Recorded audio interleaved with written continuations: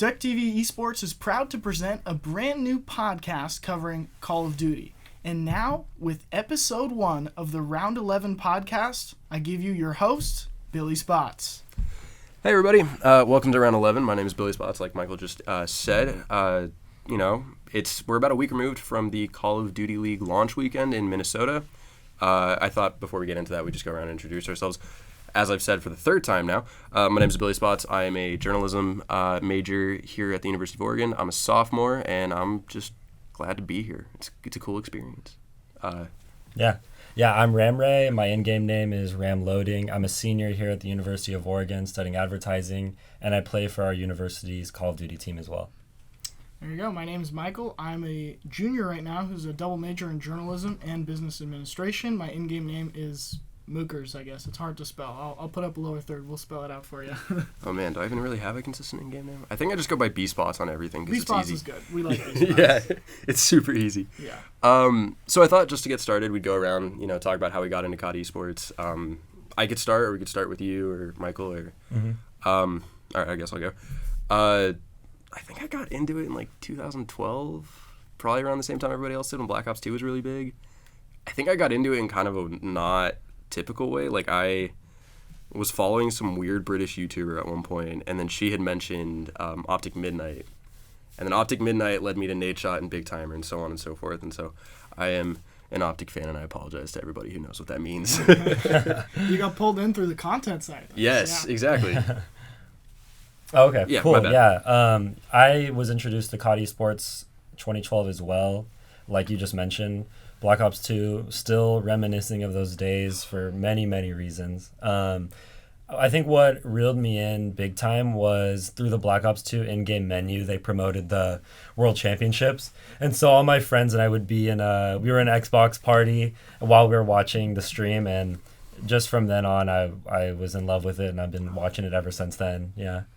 Yeah, I'm a little bit late to the game. I know that a lot of this community around Call of Duty competitive arrived around Black Ops 2, but I actually took a little bit of a break from Call of Duty. I mean, Black Ops 1, Modern Warfare 2, I was into all those. Then I took a break from it, and then randomly my brother bought Black Ops 3. We share the same Xbox, so we were both playing Black Ops 3. And I had started to play it and thought, this is fun, I like it. And then one day just wanted to throw on a stream while I was doing homework, and I threw on Black Ops 3 Season 1 playoffs, and it was Rise against Optic in the final, which is one of the best series of all time in competitive Call of Duty history, and it just happened to be my first one that I was watching. You know what sucks is, was it Carmen's 2-piece? Is still, we don't have the POV of that. Yeah. Which sucks. I know what sucks. you're talking about now. And so that Rise Nation Optic, and that Rise team was insane too, back when it was 4v4. Mm-hmm. And I think I was Slacked, Octane, Classic, and I can't remember the fourth. Methods? No, I'll remember it when I hear it. Was that Looney? Yeah, it was a weird team. It was Looney, right. Yeah, Looney was the guy on Rise back then. That team of 4 just was as good as Optic at that point in the game, and it was just this awesome top 2 top 2 teams in the world playing an insane. And it was a 7-game series back then, so I was glued to the TV. And from that moment on, I was like, okay, I gotta pick this up. And I came into it late from the game there from Black Ops 3. So a lot of the stuff before that is like history to me, not something that I really lived through. Yeah, Black Ops 3 is still one of my all-time just favorite years of COD, despite the heartbreaking end. It was just so good. It was so good for so many reasons. So as I said earlier, we are a week removed from the CDL launched. CDL was kind of controversial leading into the off season, so I wasn't sure what to expect, but I was pretty impressed by the first weekend. I thought it was gonna go terribly, and it went surprisingly well. Especially from a production standpoint, I was going to go around and ask your guys' opinion on that as well. But the one thing that really stood out was the improvements from day 1 to day 2 and even onto day 3. Like, I remember day 1, you couldn't even, see the mini-map that well. You couldn't see the score. They didn't even put up the scoreboards. What am I talking about? That's still a problem. They wanted, for this league, they wanted it to be more of a traditional broadcast, which means there's less things on the screen. For a basketball game, you really just have the time and the score, and when they want to give you stats, they throw it up. So they were talking about literally every single thing on the HUD and trying to say, can we get rid of that? Can we get rid of that? And there was this constant battle between the people that have been in COD for a while saying like, no, we need everything. We want to see, you know, everyone's stats all the time. We want to see what gun they're using. And this pushback saying, okay, fine. And it got to a point where they're saying, okay, fine, but we're going to have the minimap not there all the time. Or we're going to have the stats only some of the time. And then eventually you saw Twitch chat was angry enough about it that after day one they had to take a step back and say, okay, we got to give them back a lot of what they're used to, which is just having the minimap up all the time and having the stats showing a lot more often. The thing that drives me nuts specifically about that is how easy it would be in the bottom right where there's your player card with their gun and, you know, how much ammo they have, to have kills and deaths next to their name. So easy to have that there so that anytime you're viewing a player, you can at least see that individual player stats. And it kind of fixes the problem of not having stats up all the time, which I agree, when having them all the time, it's not a very aesthetically pleasing thing. It's kind of like an Excel spreadsheet. It doesn't look that good. I like having the pictures up. I mean, it really is, it kind of feels new agey. It feels like we are moving forward and now we're having these player pictures up all the time, and I like that, but you got to balance it.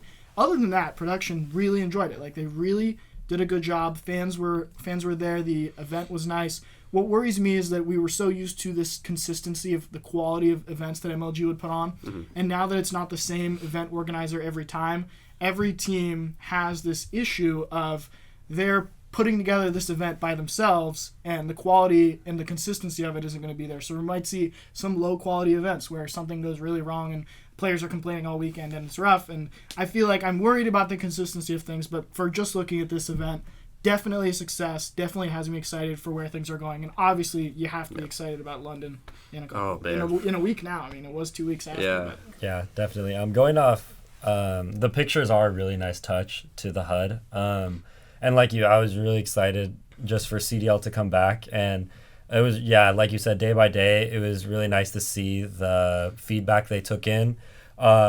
Just from what they did with the minimap and also like with the team introductions, those were entertaining, and it evolved as the weekend went on. I feel bad for Illy, I think it was, just getting clowned all weekend. He came in with Illy. Yeah. He came in with the hood up, like looking like the Undertaker, and then just gets mopped by Huntsman. Does not play well. And that was comedy. The meme was like that he came out the same way he came in, which is just not wanting to be seen. Mm-hmm. Yeah. But overall, I was pleased with the production as well. They worked through their wrinkles, and I'm really excited for London next weekend. It's going to be a great time. I will say, though, I do miss Katie on the desk. I don't hate Lottie. I have no problem with her, but I was just like, I felt so bad for Katie because I was really impressed by her did she come in during Black Ops 4 or? Yeah. Yes. Yeah. Mm-hmm. She was new. She had the same position as Lottie, where the first event of the year there was just this woman sitting on the desk that we didn't know much about, and everyone's like, "What's going on here?" And you know, it's like every time somebody's brand new is that they're not going to be their best, and it's a little bit rough, and people start saying, "Oh, I don't like this person. I don't like this." Yeah. It happens with every time somebody's brand new. Yeah. Is there's a lot of criticism at first, but you say, "Okay, let's see how they grow," and then they grow to a point where everyone's like, "Oh, I like them. They do a good job." Yeah, and I feel like that happens in like nearly every esport. Like, I can't talk for Overwatch that much because I don't follow it that closely, but I know in League, like, anytime there's a new caster, people are like, who's this new guy? He sucks. Yeah. And then, like, after a month, people are like, oh, wait, no, it was just really awkward because it was his first time doing anything this big. Yeah. Or whatever it may be. So now I thought we'd kind of just jump into the overall, like, we talked about the production standpoint, but I wanted to talk about, like, not the individual matches because that would be covering a lot, but I wanted to talk about, like, what really stood out to you guys, from a performance perspective, like which teams kind of separated themselves. Like, obviously we have 4 2-0 teams, but there's a bit of controversy related to one of them, and then one of the 1-1 teams, that being the Rocker and the Gorillas, and that whole thing, which I have a lot of not great things to say about Infinity Ward, mainly because I just feel like they don't really care about the competitive side of things. Like, there's still no ranked playlist, which I feel like a ranked playlist is needed for any, like, serious esport. Like, at this point, not having a ranked playlist is just kind of a joke, but that's besides the point. I'm not sure if I can go into that, but overall thoughts on, like, was there any match in particular that stood out to you guys? Was there any match that you guys were like, or I don't want to go there. That's a weird transition for that, but I'll start by saying I think the top teams separated themselves pretty well, and I think that's Atlanta and Chicago right now. They really set themselves apart as, you know, going into it, they were 2 of the best teams, and then they came out and really dominated and owned the weekend and lit up the stage, and right now they are the top 2 teams, which is interesting because Atlanta won't be at London. They have their own event 3 weeks from now in Atlanta, so they're preparing to host that, and every single one of these COD events is only going to bring, I think, 8 out of the 12 teams that are in the league. Which is another problem I have with like the league format, because it just, I mean, we were talking about this kind of before, but like COD has this legacy associated with the tournaments, and I feel like only having 8 of the teams, it doesn't cheapen anything really, but it just feels not as grand. Yeah, it feels the very stakes don't feel as high. I mean, so outside of Huntsman and Atlanta, the team that really kind of stood out to me, I was super impressed by Legion. Like, I was not expecting Legion to do as well as they did, especially no one was. Yeah, they played hold up, I have it here. Sorry, they played Optic Gaming LA and then the London Ravens, which I think the London Ravens series, I don't know how much you can actually take from that. Because that was interesting. Because London, they went 1-1. They had a 3-3 map count, but for me, like, I hate trying to make judgments off of a first weekend because there's so many things that could have been in play. Like, I know people were expecting the Dallas Empire to come in and just dominate, and they fell really poorly. But yeah, this weekend was such a small sample size with everyone playing twice. Usually you get a COD weekend, a team plays at least 4 and 5, 6, 7, 8 series over the course of a tournament. So you have a real big body of work for how well they looked. And if this was a more expanded tournament format just at this event, maybe Dallas Empire has a loser's bracket run, they win 4 series in a row, and they come out with like a top 8, top 12 placing, where it's still underwhelming, but they didn't do too bad. And similarly off that, it's you don't want to overreact from just what teams did in their 2 matches, which is I think the best example of that is London with the way they swept a team. They looked amazing. Wuskins looked fantastic. Then they go 0-3 in their next series, and you're like, okay, I don't know how I feel about these guys. Yeah. You really saw their ceiling and their floor in that one tournament. So I think for me, at least, the 2 kind of biggest shocks were how kind of poor Dallas and Optic played, but subliners were terrible. Yeah. I wasn't expecting them to come in and instantly be a top 2 team, but I think everyone had them top 6 at least. I know a lot of the pre launch weekend power rankings, people were like, oh yeah, they're a top 8 team, or oh they're top 6 more middle team. of the pack. Yeah, and they just come out and get destroyed. Yeah, it was bad. Yeah, I think New York will be this is my prediction. I think they'll be one of those teams that get better as the season goes on. I'm personally a big fan of Attach and Zoom, and I think they'll find their stride. But for me, what was a standout to me was the Seattle Surge. Being in the Northwest, they're the team I represent. They did go down crushingly in 2 game 5s. Both series they were up 2-1. So they did finish the weekend with an 0-2 record. However, I don't put that much weight on it because if they work on their respawn, they should have been able to close out both series 3-1. And then also with the Dallas Empire, they face the top 2 best teams in the league, as Michael was saying. Yeah. I mean, you can't really expect too much out of them after, when you're facing those 2 teams. Maybe they could have took the series against Chicago, but I mean, Atlanta is dominantly number 1. So, I mean, I think we'll see Dallas do really well at London next weekend. We talk about how, it is 2 matches. We don't want to overreact. I think for those teams that underwhelmed, OGLA, Dallas Empire, in both cases, you look at that roster and you just say, they're going to figure it out. They're going to be competitive. These are veterans. I think the only team, as you mentioned, Subliners, maybe is the one team where you would raise a red flag to say that I don't know about this roster. But I'm not going to go as far to say that, something is wrong with the roster after 2 matches. But that's the one team where they played poor enough that I am looking at how those guys work together. And if I'm New York, I am starting to think about who my subs are and what I'm doing about that. Yeah, let's bring in every S&D, the chat, when New York was playing, I was like, they need to put censor if they want a chance. It's comedy. But no, I totally what you said makes sense. On that, or I completely lost my train of thought here, sorry. Yeah, I mean, London is going to be super interesting because you have, Chicago and Dallas, and then as well as London and LA Gorillas. Oh, no. Okay, I know where I was going to go with this. I completely spaced. Okay, I need to keep a mental note of it. This is a completely unrelated brand. Okay. So, specifically with teams that Slasher is on, it always feels like they start super slow. Like, you look at 100 Thieves last year, right?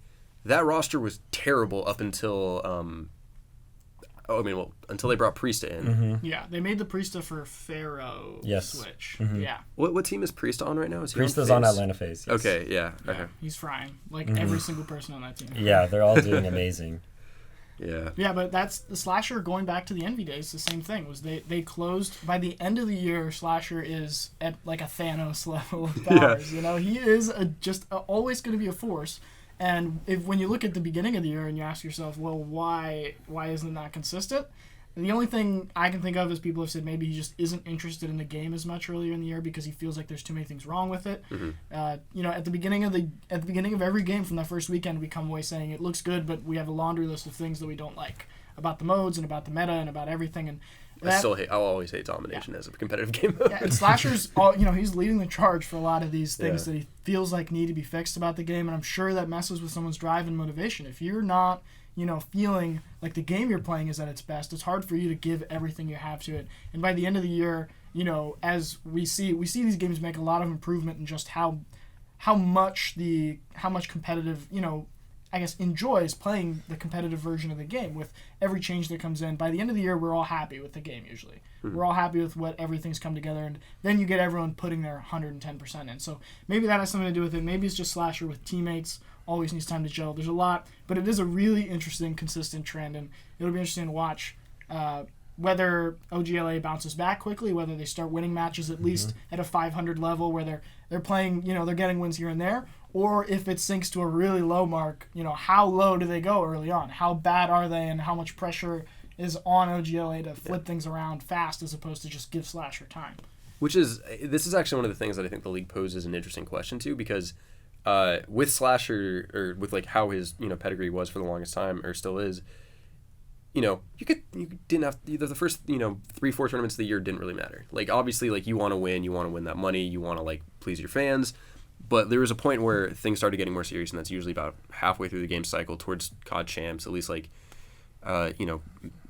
back last year in Black Ops 4, I'm trying to create an internal timeline in my head and it's not really working, but yeah, like after that Dallas event last year for 100 Thieves, that's when their season completely turned around and they started winning a lot more. But yeah, I think Slasher's too much of a winner to not let this trend continue like we've seen in this past. I think they'll start winning matches as each of his teams have done in the past, and if not, it's gonna be interesting to see if it's more of a team chemistry issue or otherwise. I've heard some people say that maybe Tej and Dashi think of Slasher like similar to Crimsix in terms of leadership style and things like that. So I'm really interested to hear too long term how Slasher gets along with those younger teammates as well. But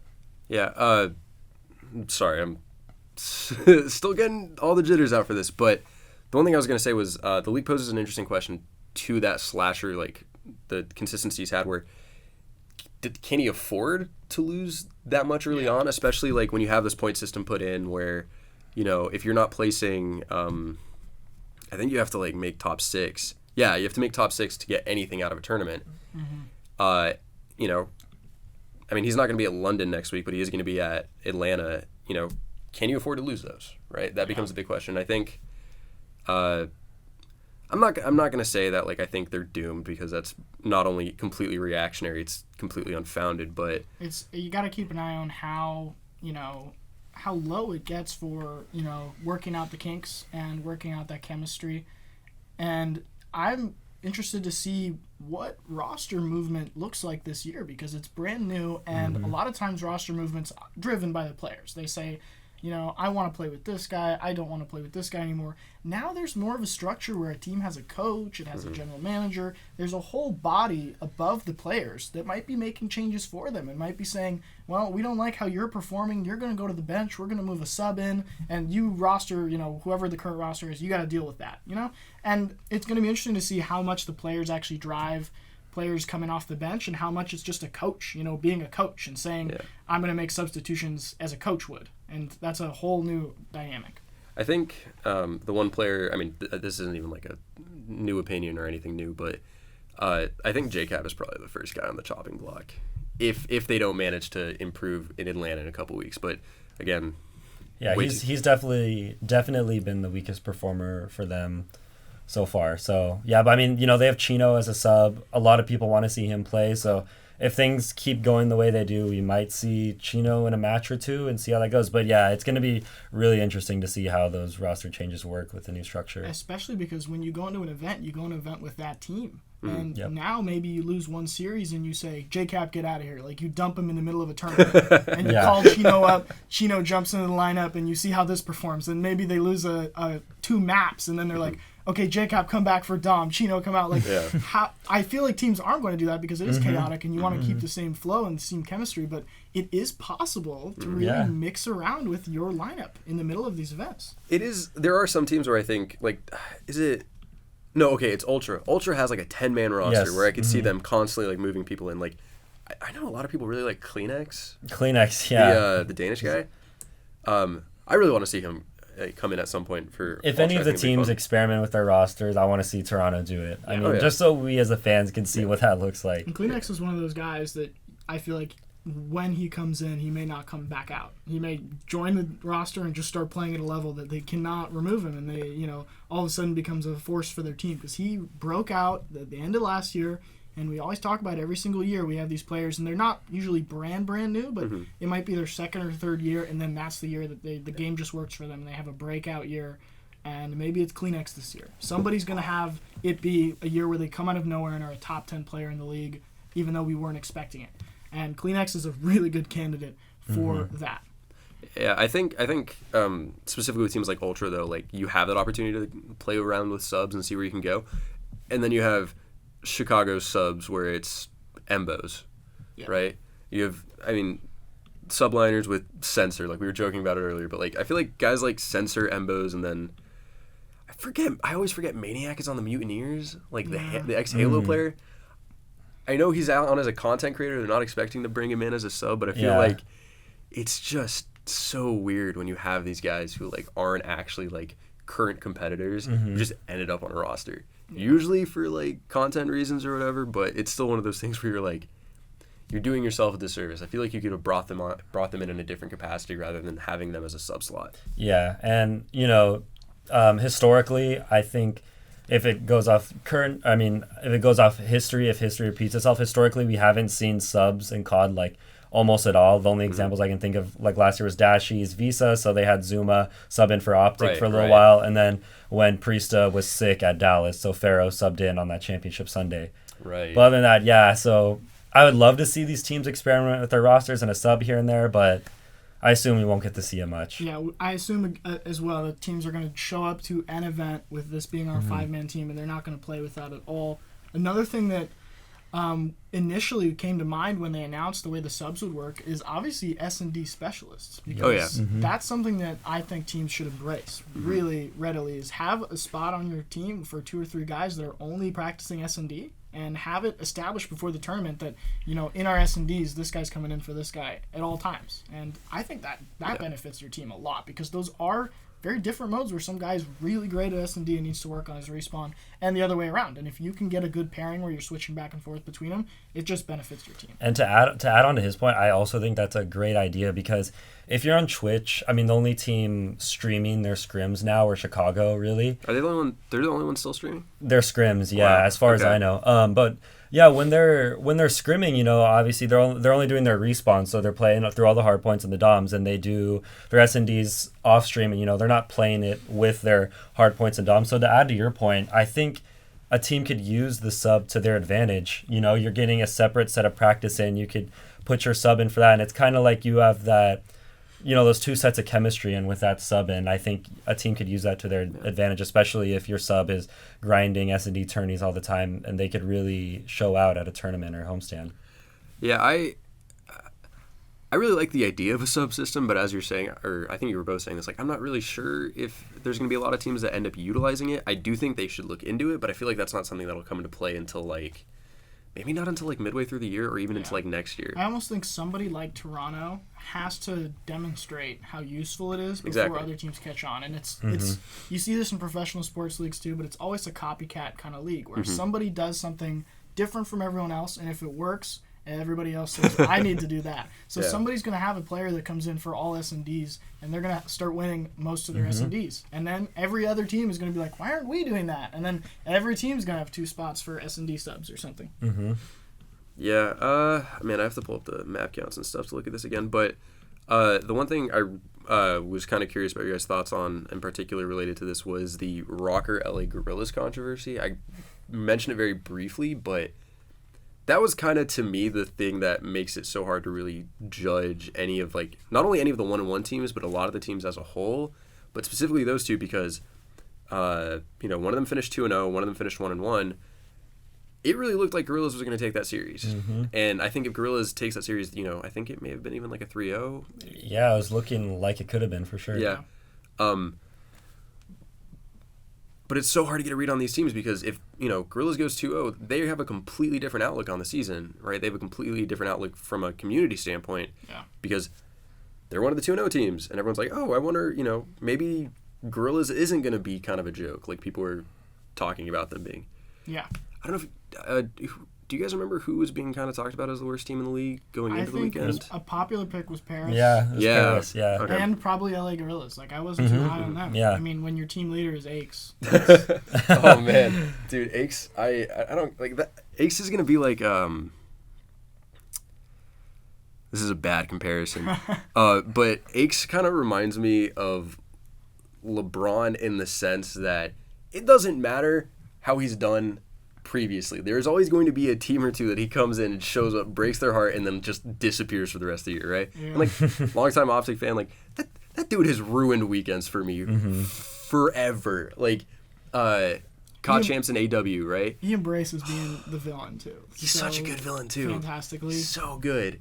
He really leans into it, and even with this Gorillas controversy, he's embraced it. Yeah, his post-match his post-match interview with Puckett was hilarious. I don't know if you saw the clips from it, but he said, like, at the end of the day, I get to go back to LA. You guys have to stay in Minnesota. Like, I can't feel too bad.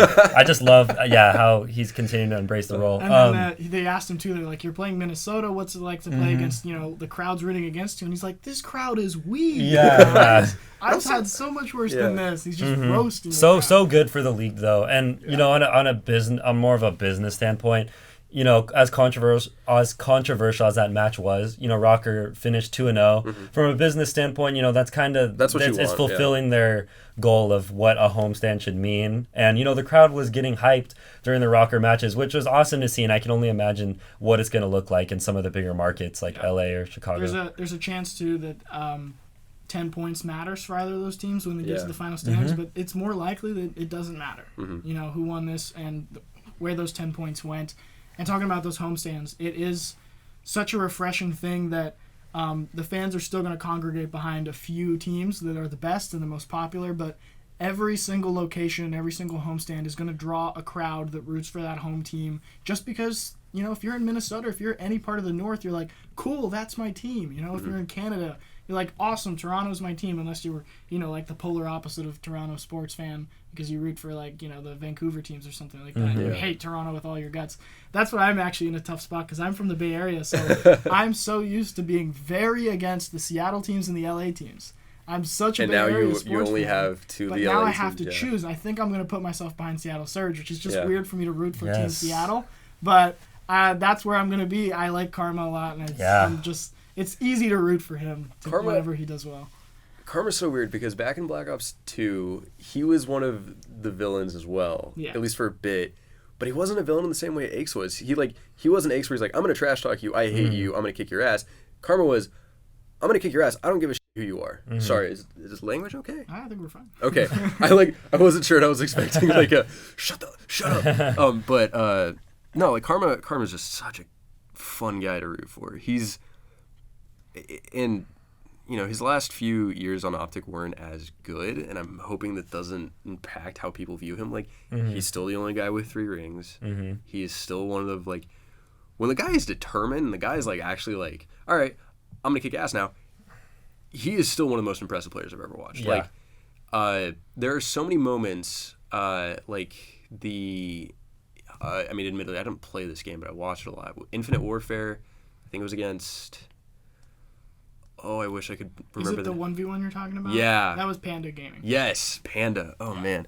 See, that's the one thing I'm going to miss. I'm going to miss, like, I know Panda has a place in, like, the fighting game community, but, like, I'm going to miss, like, every now and upstart orgs that just have rosters, and every once in a while they'll be successful, and you get to put yourself behind like this weird org like Panda or Lightning Pandas or Lightning Pandas. I love Lightning Pandas. These weird fun organizations that don't exist now, and it's just kind of like, oh, you're a fan of one of these teams from a location, that kind of thing, which has its benefits, has its cons as well. We're definitely gonna miss a lot about how previous years of COD have worked, but also it is awesome because we are getting at least more events total this year. You don't get all 12 teams at an event, and I know that is a source of frustration because you're never going to have everyone together now for the rest of the year until the champs.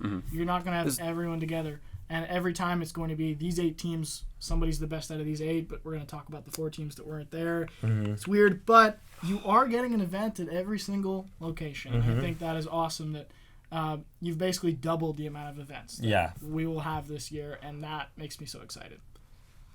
I wish champs was different. I'm just gonna miss it so much. The having like 6 was it? It wasn't 16 because 32 gets cut down to 16, and having a 16 team bracket. I am gonna miss that. I'm gonna miss round robin group stages the most. I think I don't know why, but like a lot of it really is nostalgia. I think that's the reason I'm gonna miss a lot of it. Like even talking about it now, right? Being able to be like you know, I've kind of been like, okay, maybe I was being too quick to judge, but at the same time, like there's so much of COD that I loved that I don't think is gonna be captured in the league. That being said, I was so glad to watch COD again. Yeah. Right? Because God knows watching scrims isn't the same, right? Yeah. Like, watching scrims is fun. I always enjoyed watching scrims, but it was one of those things where, like, you reach a point where you're like, okay, this led to nothing. Yeah. And now I'm going to go on with my day. And then, like, you watch a tournament and it was so different. Yeah. Stage, player introductions, fans, that's all. That's all the stuff that you really live for. And to everyone, too, I think going to an event is an incredible experience as well. Once you go to one, you get this kind of bug that you're like, oh, okay, this is different. Yeah. See, I'm from an awkward part of the Southwest, so I never went to one. What's an awkward part of the Southwest? Like New Mexico? New Mexico? Yeah, New Mexico. Met Chino once, though. I mentioned that before the podcast. Chino, for anybody who doesn't know, is a player for Opti Gaming LA. He's also from Albuquerque, New Mexico. He's been around forever. I feel like part of me is like, should we try to make this more beginner friendly? And part of me is like, no. Anyway, any thoughts on a launch weekend MVP if you guys want to go that far? I think it was Simp because that guy just blows my mind every time I watch him play. Yeah, he's insane. He'd probably be my pick as well. It was either going to be him or Formal, honestly. Yeah, I think I got to go with Simp because he sort of ended last year as, okay, this guy's the best player in the world right now. And then he kept it going. He lived up to that this weekend. So it's like he really is the crown, the king right now of just who's the best COD player in the world. Right now it's Simp. And I do want to give a shout out to Wuskin, who's actually Wuskin was really good too. Last weekend as well. I think Call of Duty did release their video that was their team of the week. Wuskin was on there. Obviously, Simp was on there. I can't remember the other players on there, but Wuskin really stood out to me. It was like, even with his team having an even map count, his KD was off the charts. 1.6 KD on a team that went 3-3. That's the crazy thing. Like, when you see like a 1.6 KD, you're expecting a person's team to be like, I mean, you at least above 500 on map count, and they were 3-3. Yeah. That's crazy. And I mean, I got to give an honorable mention to Kismet from Paris Legion. He played really well for them, willed them to a 2-0 weekend, shut up a lot of people. So got to give props where props are due. Yeah, I definitely think Paris Legion was probably the team that surprised me the most. Admittedly, I had no idea what to expect for them because they're, 3 Australian players, an English player, and an American player, and they came in and finished 2-0. Like, that's... I feel bad for Paris fans who are like, oh, I can't wait to root on, like... My French compatriots, and it's like, oh no, your entire team is Australian. Yeah. Do you guys want to do a potential like a little short preview of CDL London in next week? Yeah, I think next week we'll come back. We'll have talk about London a little bit since that'll be right about to happen. Talk about the 8 teams that are there, the 4 teams that are not there. Like we said, OGLA, Atlanta FaZe, they're both staying home for that trip. And sucks for them. They get to miss the one time that London fans get involved. But it's going to be really fun to watch the new format as well, which we'll talk about next week, and how that plays out and how exciting it is to have sort of a a winner crowned every week when we talk about what happened. That'll we'll be definitely able be to talk exciting. about someone that's a champ and how they did, and somebody that underperformed, etc. And somebody that didn't even make it to that bracket part because they lost twice early on. See, I think that is another thing kind of lost in a league format, is that you don't have a moment that you think of as pivotal to the tournament, which is why I'm excited for the tournaments itself. But like this weekend, I'm like trying to think back. It was like, what was really good? Yeah. Rocker Gorillas was the most controversial Like thing. winning an individual match in all those cases, it matters, but it's not as important And as it's not as- anything. So any individual moment that happens within that match is everything is always in this context of how big was that moment. When we talk about the greatest single plays in Call of Duty history, they're always because not only was that play impressive, but everything around that moment made it huge because there was huge stakes when that play happened. And you just need the stakes to be there, and they're not going to be there as much because of the system, but they're going to be there where if it's a semifinals or if it's a finals, that's still major, that if somebody goes off in that game, we're going to be talking about that player. All right, I kind of want to loop around back to production, think about things that could potentially be improved before we move on to kind of some more superfluous stuff related to the meta. I know there was an MP5 M4 nerf. Was it this week? Yeah. Okay. And you can give us good insight of that, because as much as I play that game, I don't play it to the same extent you do. So yeah, what were your biggest criticisms from the first week, whether that was, format as a whole, production, anything that comes to mind when I'm talking about that? I mean, I feel like my biggest gripe was that I wish this first opening weekend was tournament based. I mean, I loved that all the teams were there, but it would have been so cool to go off what Michael was saying, like have those epic moments when the stakes are high. And I did have a lot of fun watching the event, but it was just weird adjusting to watching it like, oh, it's just 10 points on the line. You don't really know what that means yet. It's the first opening weekend. But other than that, I thought the desk was great. Casters were great. It was nice to see Maven and Merc back. I had a great time watching it overall, and I'm looking forward to seeing if London's production quality and all that can keep up with how this past weekend was. Yeah, I agree. I didn't even think about just the fact that how great it would have been if there was a championship and if there was a champion at the end of that weekend we just watched. That would have been awesome to have that happen. Who would have been there? Whether we may have gotten an Atlanta-Chicago kind of championship, and that would have been so cool. That would have been so good. Yeah, and instead, we lost that, and I guess that is an issue. I don't really have a lot of production meta things that I think need to be. We're going to talk about the meta in a sec, but production-wise, it's not something they can really improve on. But I just don't enjoy watching Dom as much as Hardpoint and Search and Destroy. See, it feels like I'm excited to watch Hardpoint and Search, and then Dom comes up, and I'm just not as excited as the other two. And I feel like maybe now's when I want to take a walk outside or something. It's like the snack break. Maybe just revisit the idea of doing 3 Hardpoints and 2 Search and Destroys. I miss Control. I don't know about you guys. I weirdly miss Control too. You know what I really miss though? I miss Uplink. That was my favorite. That I was don't think Uplink works in a boots on the ground. Yeah, but I was thinking about it earlier today. Uplink is 3 years old now. It's crazy. 6. Some of the most insane moments in competitive. The last time Uplink. we've seen Uplink be played was 3 cycles ago. Oh god. It feels so recent, but it makes you feel so old when you think about 3 cycles ago. Because we went from Uplink to then Capture a Flag in World War II, and then Control, and now we're here with Dom. So Infinite Warfare was the end of Uplink, and that's so long ago now. Dude, I mean, really, that is ancient. I still have the. You said you watched. Did you watch AW, or did you say you kind of like took a break? I did not watch much of AW. Okay. AW still has one of my favorite COD moments ever, where it was UMG Orlando Championship Sunday. This was the Optic roster that was Scump, Crim6, Formal, Nade Shot. Oh, okay. Okay. Before Nade retired. There's a lot of stuff about that, but it was UMG Orlando Championship Sunday against Stunner, who at the time I think was like TJ Haley, Huke. Oh wow! And then 2 guys who were never relevant after the fact. Okay. But like all you heard was like they were talking about Uplink. It's like, come back Uplink, it's over, let's go. And I was like, that to me, when I think about like not COD at its peak, because I still think 2016 was probably my favorite year of COD, but that's still like the thing that stands out to my mind when it comes to COD, just because I loved Uplink so much as a game mode. Yeah. I don't hate Capture the Flag, but Capture the Flag I feel like hasn't been really good in a while. Yeah, they haven't made the maps in a way that makes it exciting. Black Ops 2 had maps that made it awesome to watch. And since then, they've tried it because every single game has had a variant of capture the flag, something that they've tried. They've tried playing it, and then they've gone, nah, it just doesn't work on these maps, and they've had to go with something else. Did they try it this year or no? Yeah, I heard. I mean, I heard means I watched a podcast. But I heard that they had a vote on Dom or CTF, and I think CTF only worked on the map Gunrunner and didn't work on any of the others. So because CTF was only good for one map, they just said we can't do it and we got to go with Dom. And it was kind of like they had a period of time where they kicked around which one of those two they're going to go with, and it's like I said, the maps just didn't work with capture the flag. They went with Dom. Yeah. What are your guys' thoughts on the maps? That's been like one of my biggest criticisms of the game as a whole.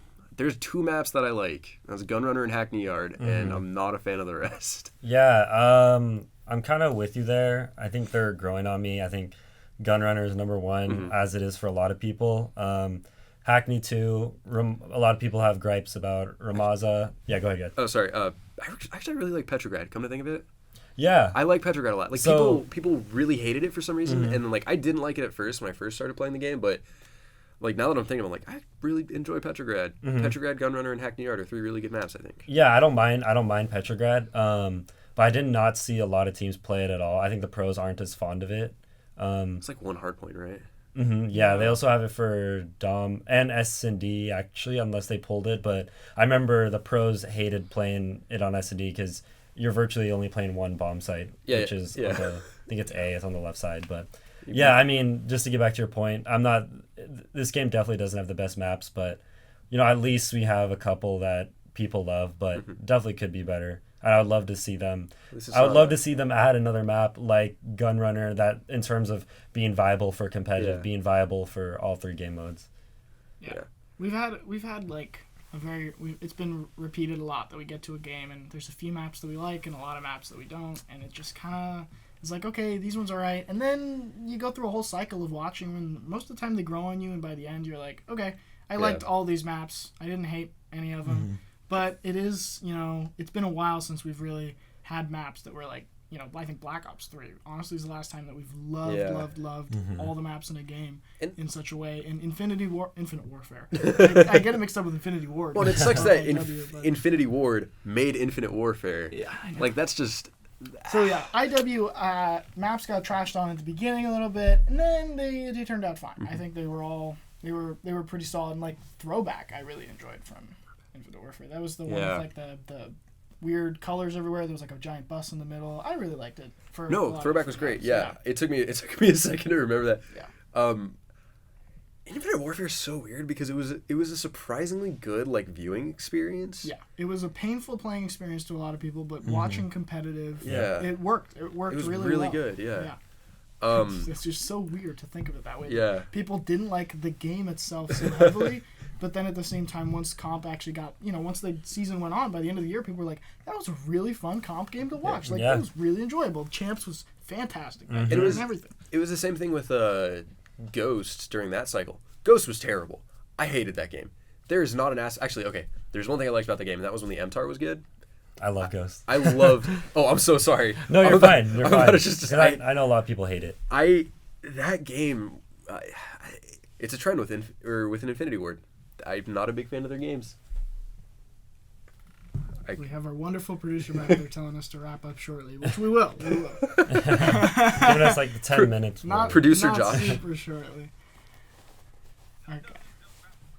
So we're at about 40 minutes, and that's exactly where we want to be. Is above 40, getting up to 60. So we've had a really good talk, and I really enjoyed breaking it down. I'm as excited to preview London next week, and I guess we'll segue now into the meta and talking about the guns as well. I mean, we talked about the maps. Like a few. I feel like they're going to grow on us. It's something that it's so much of this right now is like first impressions and knowing that they're going to change throughout the cycle. I mean, this is, whoops! I just banged the table. This is a personal opinion. I kind of wish they started the league a little bit sooner. Oh yeah, totally. Yeah. And again, this is a completely nostalgia-based thing. Completely throw it out the window because it's not an opinion worth taking. But I like COD in November. There's something about November and COD that's really fun to me. Yeah. But yeah, so I think it was When was the patch release? They come out on Tuesdays, so Tuesday, okay. I think it was this past Tuesday or the Tuesday before. Yeah. They nerfed both the MP5 and M4. Which were the guns we saw the most. I mean, playing recently, the M4 doesn't feel that different.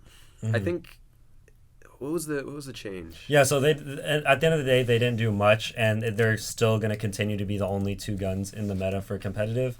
So for the M4, what they did is they reduced some of the damage for the headshot multiplier, which was a big gripe for the pros. So I think they're happy about that. And with the MP5, what they did is they reduced the range for the 10 millimeter auto attachment, which that 10 millimeter auto attachment is insane.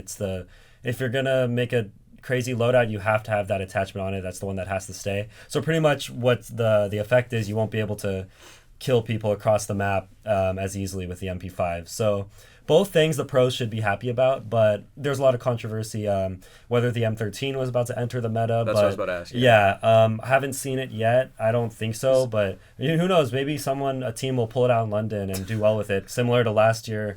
What was it? LG Gaming using the... Maddox? No, it wasn't the Maddox. It was is the thing that looked like the scar. Yeah, I forget the name of the gun, but Rampage. The Rampage. They won that event. And it was G8, and so everyone hated LG after that. I have never been a fan of gentlemen's agreements. I get why, and especially like for some situations, right, where it's like, okay, the developer isn't taking these out, so we should take them out ourselves. That's fine.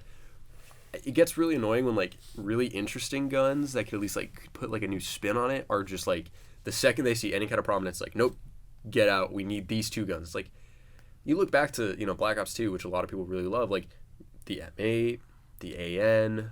Was the SCAR used a lot? No, not the SCAR. What was the other gun? MSMC. Yeah. PDW was used for a bit. Yeah. Cap 40, right?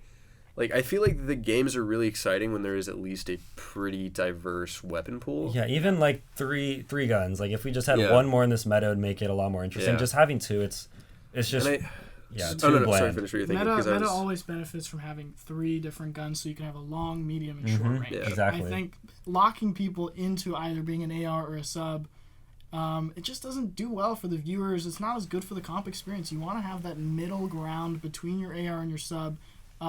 World War II started off with like a true flex player. With that issue, and then they got the bar started getting to a point where you had your ARs, you had your bar, and you had your sub, and then even then it kind of got messy near the end. But it's such a weird thing because it feels like, I don't know, balance is so tricky because you mess with one thing and then one gun becomes OP and everyone uses it and then it needs to be taken out. As opposed to just like toned down a little bit and moved into the meta. It just goes from like, as soon as a gun is good, it gets taken out, and then another gun will be good, and then we'll talk about taking it out. And it's like, it's a lot easier for the pros if they can just stick with 2 guns the whole cycle, but it's a lot easier on the fans if there's just a crazy variety of guns to use, and we see people using all kinds of different stuff.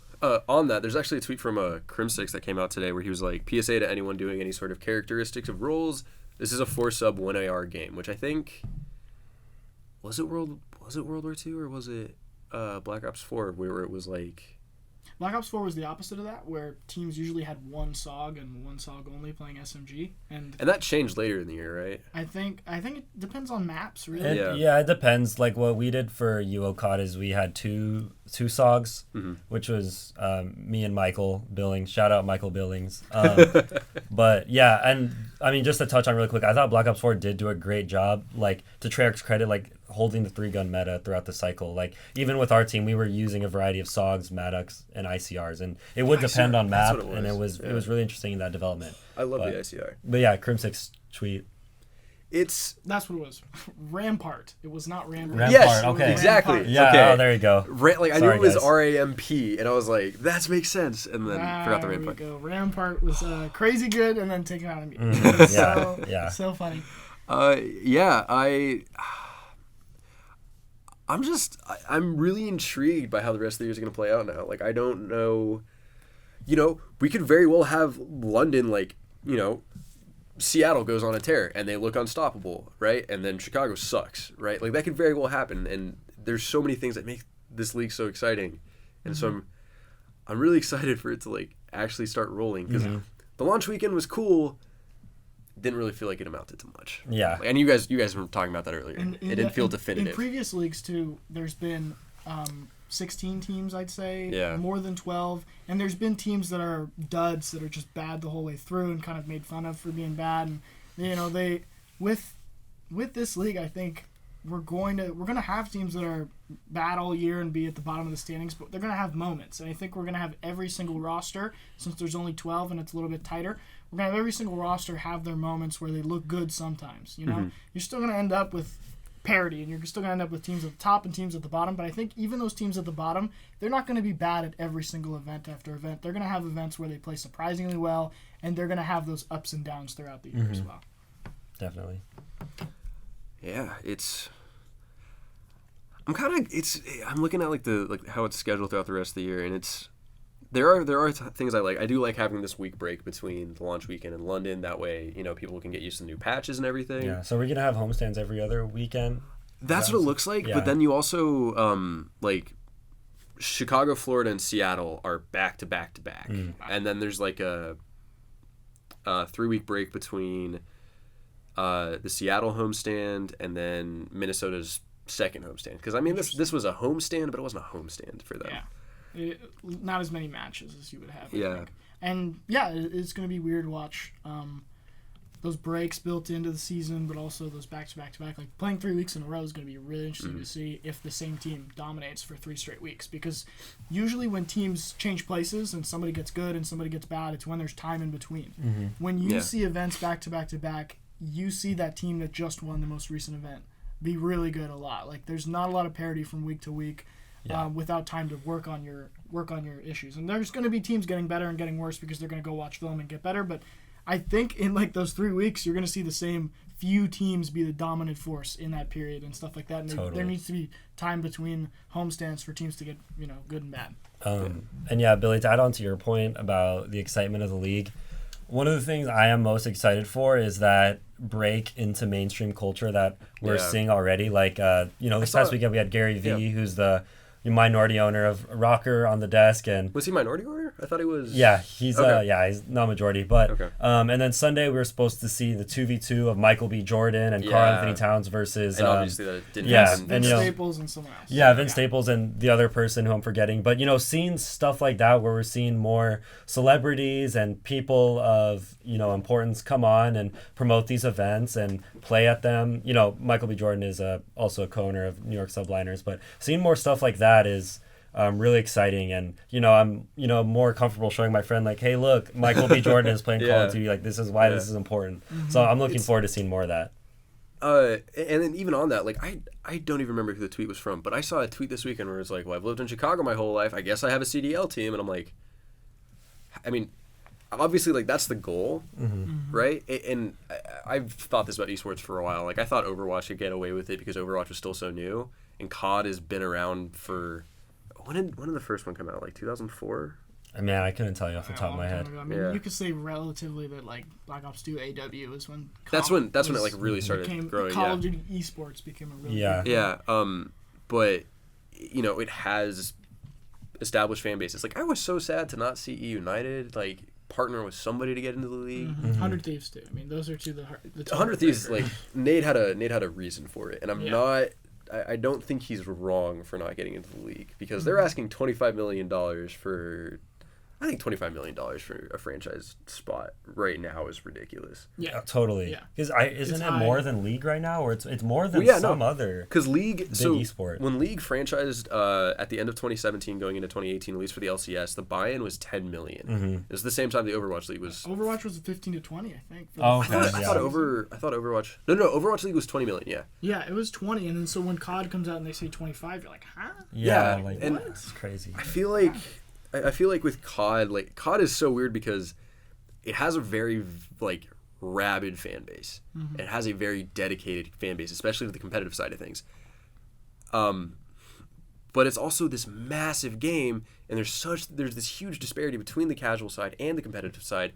And I get trying to merge those as much as possible, but it feels like you end up losing your identity when you try to reach out to as many people as possible. And I'm not trying to say that they shouldn't be doing that, because that's not my point at all. And like I've been saying this entire time, right? Like, I'm going to miss the tournaments. I'm going to miss Anaheim. I'm going to miss trying to think of another big tournament. But like I'm gonna miss like the MLG tournaments. Those were, I mean, it is a nostalgia thing, and maybe it is just like I should get over it because I'm growing up.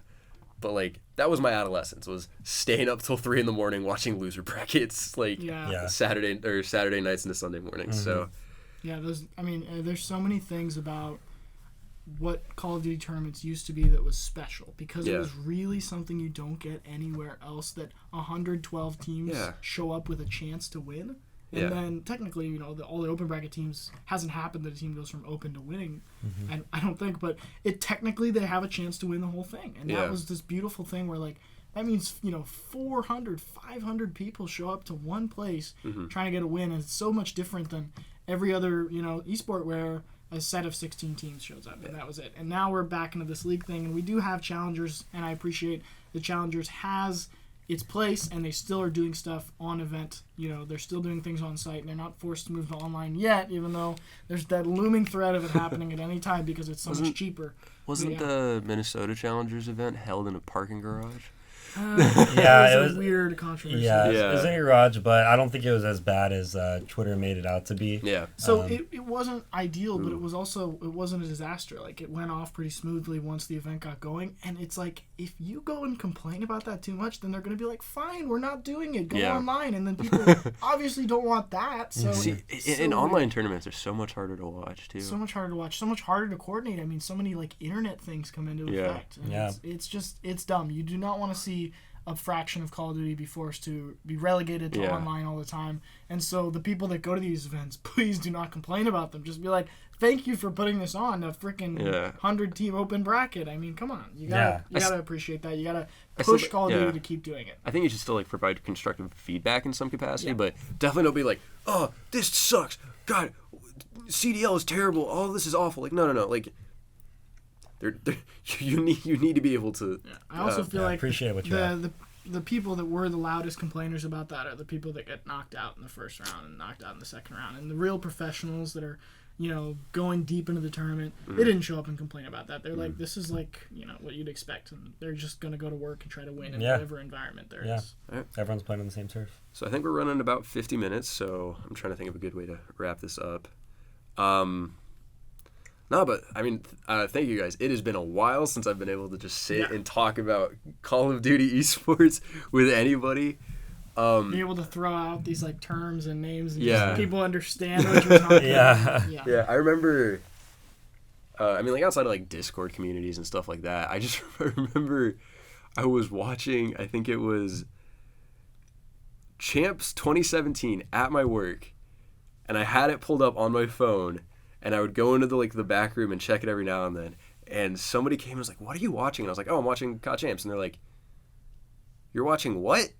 You're watching people play video games?" And then you're watching them people play for money. And it's just nice to be able to talk about. And that's, I mean, outside of just this, that's why I'm so excited to see where the DuckTV esports stuff can go. And you know, it's nice. It's really nice. Yeah, we're happy, and we might not be back here next week. We'll try to keep some consistency for our audience, but we also have a big group of DuckTV esports people that want to be a part of this. Yeah. So like I said, Billy, you're our host. You're going to be here holding down the fort week after week. We'll be in and out interchangeably to talk about these things. So you might see someone else next week just because we want to give as many different voices a chance and, you know, make this podcast as interesting and as diverse as we can, with just not the same three guys coming in every week to talk about something. Although maybe it will be us next week. I don't know. And maybe at some point down the line we can get some of the other UO COD people. Yeah. I'm not saying you have to do that, but that'd be kind of interesting. We do have that connection with being on campus to talk to Call of Duty players about meta stuff, but also just college stuff, because we're going to talk about the CDL, but we're also covering Oregon esports. So we're going to talk about what those teams are doing and what the COD team did last week, and didn't you guys, the matches. You guys played Oklahoma State, right? Yeah, well, Oklahoma State was a couple weeks ago. We're now 3-0. We went 2-0 this week. Who'd you guys beat? We beat Baylor, and I'm blanking on the other school we played, but we play. Big wins. We have a big match next week against Utah, who is currently first in the West. They're 4-0. Gotcha. We have a little bit of a rivalry with them, so that'll be a good match. I'm just excited for our whole esports program. It's growing so fast, and we're gonna start broadcasting matches soon, and it's all super exciting. Everyone, you could tell everyone's just so excited, and it's great. this is just a taste of what DuckTV Esports is going to taste. have. Yes, sir. Yeah. And what we're going to build here at this program for a long time. So it is a pleasure to be at the beginning of this podcast, at the beginning of this whole DuckTV Esports experience, and just feel like you're a part of something that may go far, far beyond your time at the university. And that's wonderful. Right. So I want to thank you guys for coming on. This was so much fun. The last 30 minutes went by so fast. There was one point I was like, oh, we're almost through all the topics I wanted to talk about, and it's 7:27, and now it's 7:55. But again, thank you guys for coming on. This was a lot of fun. Thank you guys to anybody who's listening. If there is a group of people listening right now, which I'm not so sure. Like and subscribe if you want to see more. If you got all the way here, we appreciate you. Yeah. All right. So thank you guys so much. This was a lot of fun. And we will see you next week with a preview of CDL London, as well, I guess, any patch notes that came out during that time period. But again, thank you guys so much.